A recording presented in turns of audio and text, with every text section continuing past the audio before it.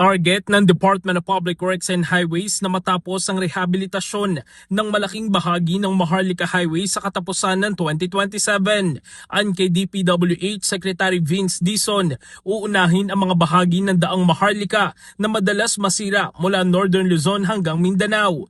Kasama rin sa aayusin ng drainage dahil tubig ang pangunahing sanhi ng pagkasira ng mga kalsada. Dagdag pa ni Dizon, may nakalaan ng pondo para sa proyekto. Sapat umano ang budget para sa 2026 kasama ang natipid na pondo noong 2025 at hindi nakakailanganing umutang sa mga dayuhang bangko. Para masigurong maayos at matibay ang kalsada, sinabi ng DPWH na malalaki at kilalang contractor ang kukunin para sa proyekto.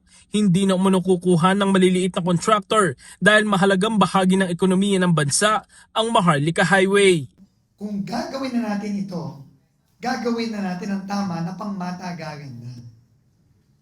At para magawa yon, tama yung sinabi ni Governor, kailangan i-disenyo siya ng tama.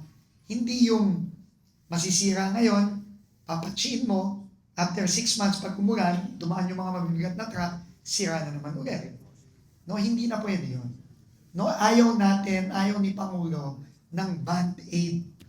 Kaya, medyo tatagal ito ng konti, pero tingin ng mga engineers natin, kung gagawin natin ito ng tama, bago matapos ang termino ni Pangulo, hopefully, as early as the end of 2027, yung malaking bahagi ng daang Maharlika, mula Northern Luzon hanggang Mindanao, maayos na natin. Lalo na yung mga parts na talagang lagi na lang sira.